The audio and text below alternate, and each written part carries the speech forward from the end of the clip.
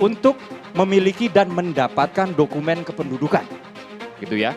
Jadi apa yang dilakukan oleh Gubernur Jokowi saat itu, KTP ya? ya itu adalah hal yang sangat wajar dan memang harusnya begitu. Yaitu memberikan KTP. Dari KTP kemudian anak-anak mereka bisa punya sertifikat kelahiran misalnya ya. Lalu bisa sekolah, lalu bisa terdaftar di BPJS dan lain-lain. Tadi Pak Gilbert sudah mengatakan ya. Nah, kemudian di zaman Pak Ahok itu mengupayakan ada yang namanya relokasi gratis ke Rusunawa. Cuman memang negosiasinya ini takes so much more time dari apa yang diharapkan ya.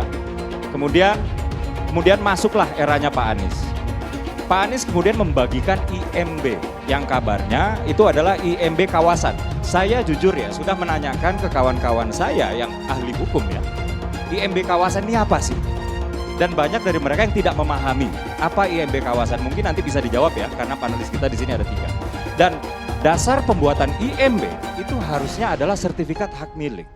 Jadi saya menduga di sini ada perbuatan pelanggaran hukum administrasi yang dilakukan oleh Pak Anies untuk menerbitkan IMB yang katanya IMB kawasan itu. Nah, above all, di luar itu semua, saya menyimpulkan ya, di sini cuma ada 2 kemungkinan.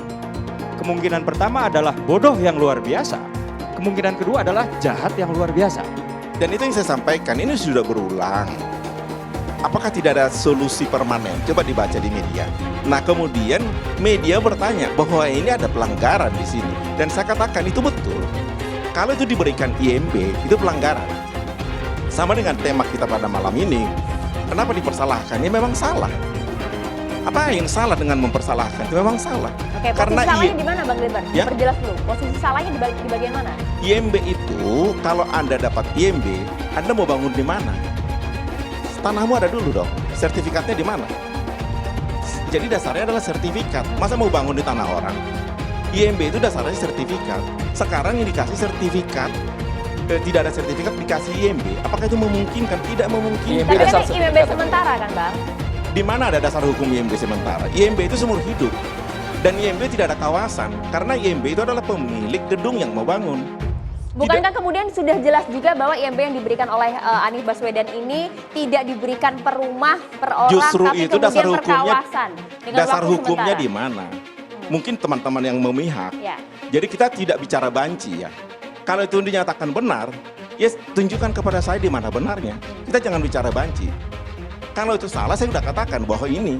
Karena itu secara hukum, ini adalah perbuatan melawan hukum. Kalau di dalam peraturan namanya onrahmatif dat ya, perbuatan melawan hukum. Dan itu sebenarnya IMB itu batal demi hukum. Karena syaratnya tidak dipenuhi. Kenapa diberikan 3 bulan? Kenapa diberikan IMB kawasan? Kenapa tambah sertifikat? Itu tidak ada dasar hukumnya. Bisa lebih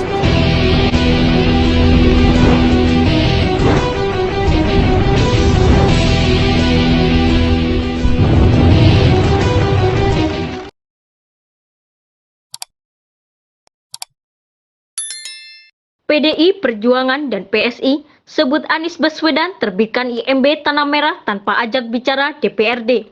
Dikutip dari Tempo.co Jakarta. Anggota Komisi B Bidang Perekonomian DPRD DKI Jakarta, Gilbert Simanjuntak mengatakan Anies Baswedan tidak pernah bicara dengan DPRD soal penerbitan IMB Kampung Tanah Merah. Dinas Penanaman Modal dan Pelayanan Terpadu Satu Pintu DKI juga tidak pernah membahas IMB sementara itu. Setahu saya tidak pernah. PTSP ada di bawah Komisi B. Kita tidak pernah diajak bicara soal itu, kata Gilbert kepada Tempo Kamis 9 Maret 2023. Politikus PDI Perjuangan itu mengatakan kewenangan penerbitan IMB sementara kawasan di bawah Dinas PTSP.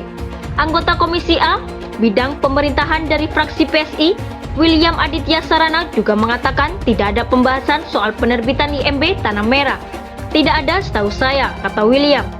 Menurutnya IMB tidak bisa diberikan di atas tanah ilegal. Kalau tanah ilegal artinya tidak ada sertifikat kepemilikan, ucapnya. Mantan anggota tim gubernur untuk percepatan pembangunan Tatak Ojiati buka suara menanggapi polemik IMB sementara setelah warga Tanah Merah menjadi korban kebakaran depo Pertamina Pelumpang. Menurut Tatak, IMB sementara kawasan itu dikeluarkan Gubernur DKI Anies Baswedan pada 2021 untuk program penataan kampung. Pemberian IMB kawasan ini tidak berdiri sendiri. tapi ada dalam program penataan kampung, kata Tatak kepada Tempo Kamis. Menurut Tatak, pemerintah provinsi atau Pemprov DKI telah menata 220 rukun warga, termasuk kampung-kampung kumuh seperti Tanah Merah. Penataan kampung adalah program Dinas Perumahan Rakyat dan Kawasan Permukiman DKI. Sebagai program yang dibiayai APBD, tentu saja program ini dikomunikasikan, didiskusikan, dan disetujui lebih dulu oleh DPRD, ujarnya. Politikus PDI Perjuangan itu mengatakan kewenangan penerbitan IMB sementara kawasan di bawah dinas PTSP.